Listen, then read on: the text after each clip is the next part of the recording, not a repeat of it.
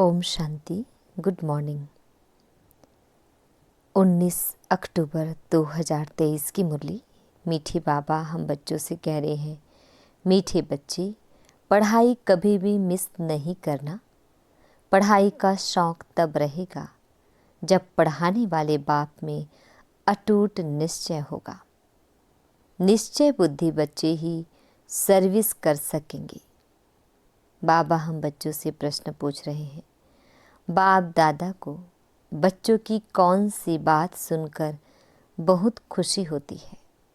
उत्तर है, जब बच्चे सर्विस समाचार का पत्र लिखते हैं, बाबा आज हमने फलाने को समझाया, उसको दो बाप का परिचय दिया, ऐसे ऐसे सेवा की, तो बाबा उन पत्रों को पढ़कर बहुत खुश होते हैं।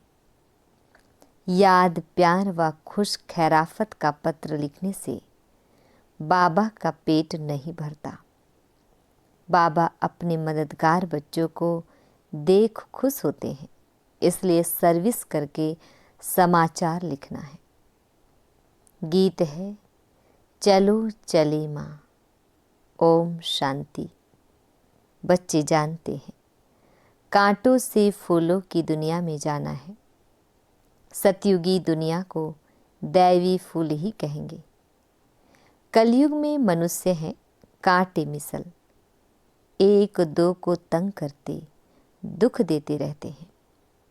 तुम बच्चे अब खुश होते हो कि चलो अब हम अपने उस दैवी फूलों के सुखधाम में चले। चलने का भी राज समझना है। चलेंगे तब जब अच्छी रीति पढ़ेंगे। पहले तो निश्चय चाहिए, पढ़ाने वाला कौन है। यह बातें कोई वेद शास्त्र आदि में लिखी हुई नहीं है। भल गीता में राजयोग लिखा हुआ है। राजाई के लिए पढ़ाई है तो जरूर राजाई सतयुग में देंगे। पहले तो पढ़ाने वाले का निश्चय चाहिए। यह कोई साधु संत मनुष्य तो है नहीं, यह तो है निराकार, सब आत्माओं का बाप है, परम पिता परमात्मा, जिन्हों को कल्प पहले मुआफिक निश्चय होना होगा, उन्हों को ही होगा। तुम देखते हो, फूलों की दुनिया स्वर्ग में चलने के लिए हर एक का अपना अपना पुरुषार्थ है। पहले जब निश्चय हो तो झट पढ़ाई में लग पड़े। शास्त्रों में कृष्ण भगवान वाच लिख दिया है, साथ साथ लिखा भी है, रुद्र ज्ञान यज्ञ। अब यह तो ज्ञान की बातें हो गई। मनुष्यों ने फिर श्री कृष्ण को काठ की मुरली दे दी है। गायन भी है ना, तेरी मुरली में जादू है खुदाई। अब काठ की मुरली में तो खुदाई जादू हो ना सके, वह तो मुख से मुरली बजा सकते हैं। श्री कृष्ण का बचपन ही दिखाते हैं, आपस में खेलते कूदते रहते हैं। यह बातें बड़ी समझने लायक है। यह तो बच्चे समझ गए हैं कि यह बरोबर राजयोग है, अर्थात राजाई प्राप्त करने की पढ़ाई कराने वाले के साथ योग। वह सम्मुख आकर पढ़ाते हैं। इसमें काठ की मुरली की कोई बात नहीं। यह बातें ही निराली है। यह किसको भी पता नहीं है कि निराकार भगवान स्वयं आकर पढ़ाते हैं। श्री कृष्ण के लिए भी कहते हैं, उनकी मुरली में खुदाई जादू है, तो खुदा और हो गया ना। श्री कृष्ण को खुदा नहीं कहेंगे, खुदा तो खुदा ही है, उनको ही जादूगर कहते हैं। जादूगर स्वयं आकर जादूगरी दिखलाते हैं, साक्षात्कार कराते हैं, फिर भी उच्च पद प्राप्त कराने लिए पढ़ाते हैं। मीरा ने भी वैकुंठ देखा और डांस की, परंतु वह राजयोग नहीं सीखी। राजयोग की बात कोई भी शास्त्र में नहीं है। मीरा को पढ़ाने वाला तो कोई नहीं था। मीरा का नाम भी भक्त माला में है। यह है ज्ञान माला, रात दिन का फ़र्क है। तुम समझ गए हो, हम जितना ज्ञान उठाएंगे उतना ऊंच बनेंगे। बरोबर भक्तमाला भी है, उनमें भी नंबरवार है। उन्हों के नाम तो मशहूर है। यह ज्ञान कोई में भी नहीं है तो समझाना चाहिए। यह ज्ञान देने वाला वह अथॉरिटी बाप है जिसके लिए कहा जाता है ब्रह्मा मुख कमल से ब्राह्मण रच। उन्हों को सभी वेदों शास्त्रों का सार सुनाते हैं।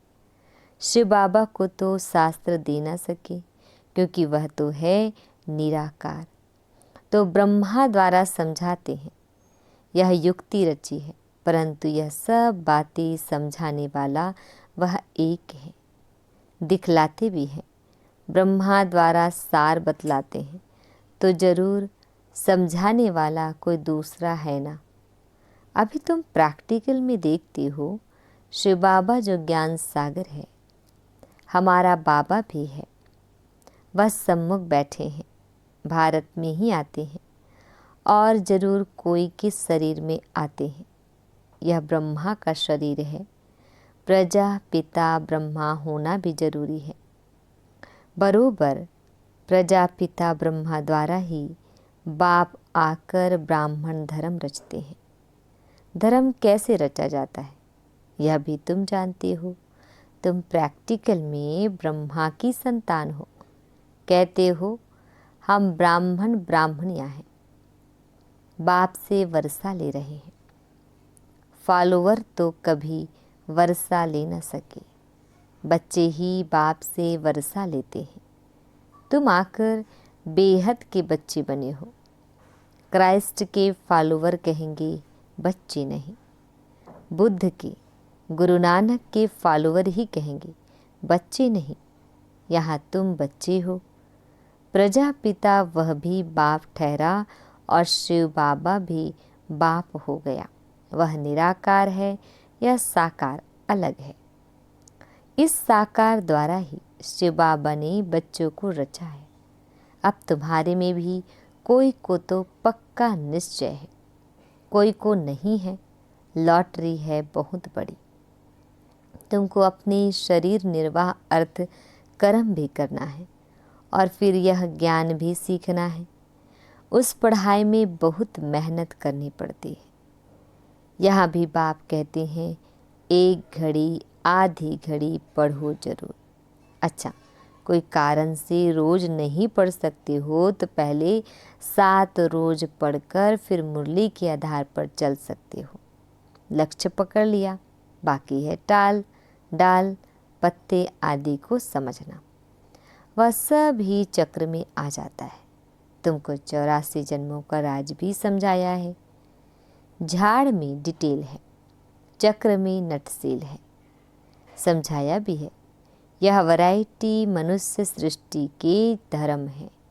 पहले एक धर्म रहता है, फिर वृद्धि होती है। झाड़ भी दिखाया है कैसे फाउंडेशन निकलता है। कितना सहज राज है। ड्रामा और झाड़ को समझना है, बुद्धि में धारण करना है और दूसरों को समझाना है। 2 बाप की पॉइंट तो जरूर समझानी है। बेहद के बाप से स्वराज्य मिलता है, इसलिए राजयोग जरूर सीखना पड़े। परम पिता परमात्मा ही स्वर्ग की स्थापना करते हैं, जिसको कृष्णपुरी भी कहते हैं। कंसपुरी में तो कृष्णपुरी स्थापन हो ना सके, इसलिए संगम रखा हुआ है। तुम बच्चों के लिए यह संगम युग है, बाकी और सबके लिए कलयुग है। तुम ही संगम से फिर सतयुग में जाने वाले हो, यह निश्चय चाहिए। अभी हम संगम पर है। संगम युग याद रहे तो सतयुग भी याद रहे और सतयुग स्थापन करने वाला भी याद रहे, परंतु घड़ी घड़ी भूल जाते हैं। तुम समझते हो अभी हम संगम पर हैं। बेहद का बाप आते ही हैं कल्प के संगम युगे। गीता में भूल कर दी है। गीता से ताल्लुक़ रखने वाले सिर्फ भागवत महाभारत आदि है। बाप समझाते हैं तुम सब सीताएं हो, मैं राम हूँ। तुम रावण राज्य रूपी लंका में पड़े हो, वह लंका नहीं। ऐसे नहीं, वहाँ कोई रावण राज्य था। सतयुग में लंका आदि होती नहीं। उस तरफ बौद्ध धर्म है। अभी बौद्ध धर्म बहुत फैला हुआ है। अब यह तो बच्चों को समझाया गया है। भारत पहले बिल्कुल पवित्र था, सुख शांति थी, एक ही देवी देवता धर्म था। पहले पहले तो यह निश्चय पक्का रहना चाहिए कि यह हमारा बेहद का बाप है, उनसे वर्षा लेना है। पुरुषार्थ में कभी चूकना नहीं है। निश्चय बिगर पुरुषार्थ भी कैसे करेंगे। बाप पढ़ाते हैं, उनसे स्वर्ग का सदा सुख का वर्षा मिल रहा है, यह तो सर्टिन है। स्कूल में बिगर निश्चय अथवा एम ऑब्जेक्ट थोड़े ही बैठेंगे। वहाँ तो सब्जेक्ट बहुत होती है, मार्जिन होती है। यहाँ तो एक ही सब्जेक्ट है। एक ही सब्जेक्ट से कितनी बड़ी राजधानी स्थापन हो जाती है। जो नहीं पढ़ते हैं तो पढ़े हुए के आगे भरी ढोएंगे।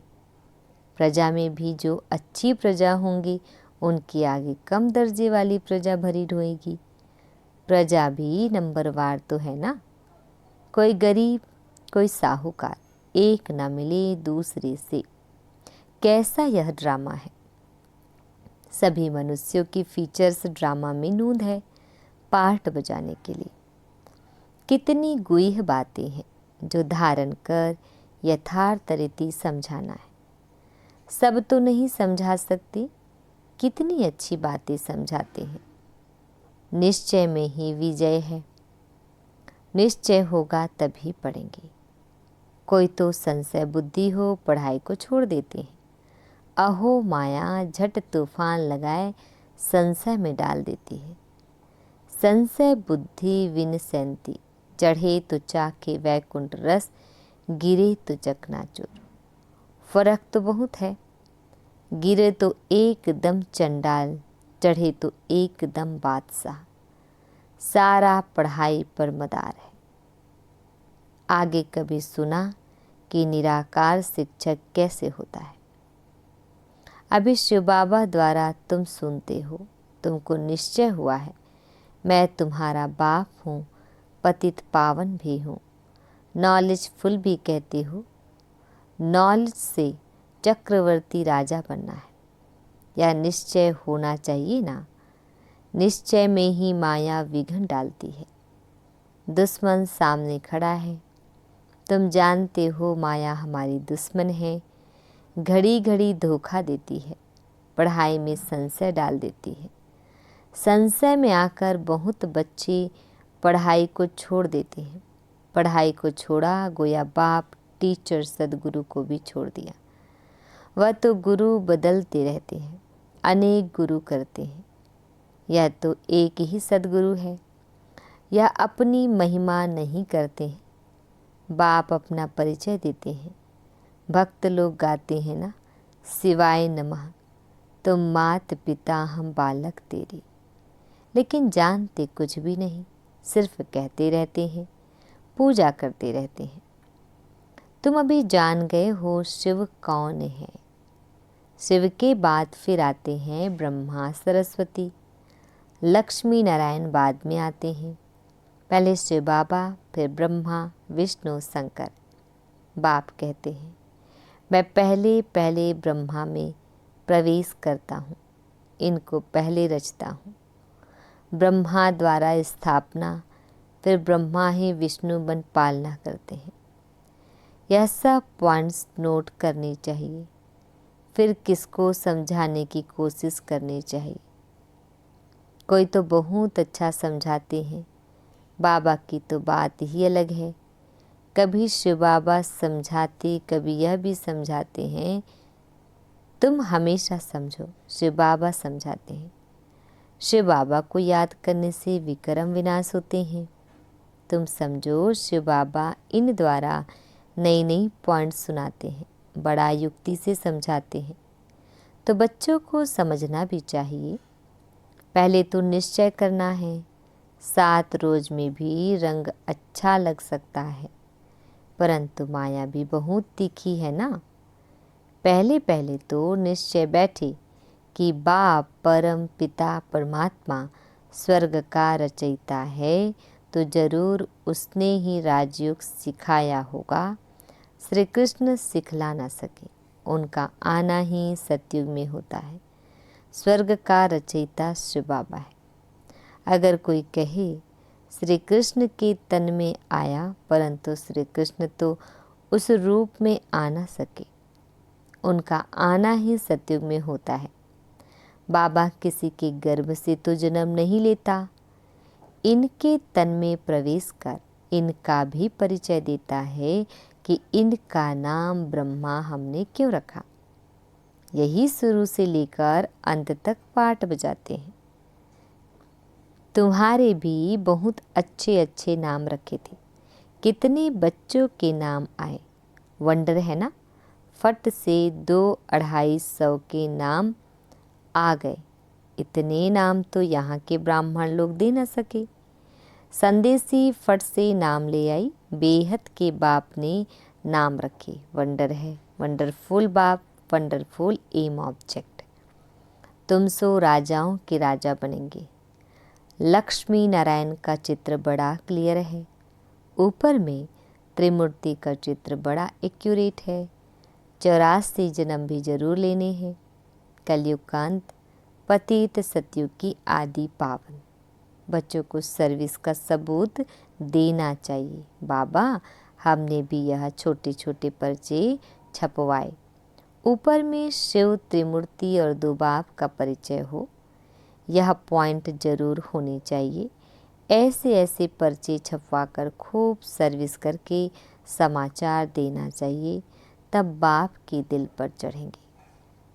चिट्ठी सिर्फ खुश खैराफत की नहीं, सर्विस करके समाचार लिखना है कि बाबा यह सर्विस की। सिर्फ याद प्यार लिखने से बाबा का पेट क्या भरेगा। आज फलाने को समझाया, आज पति की सर्विस की, बहुत अच्छा खुश हुआ।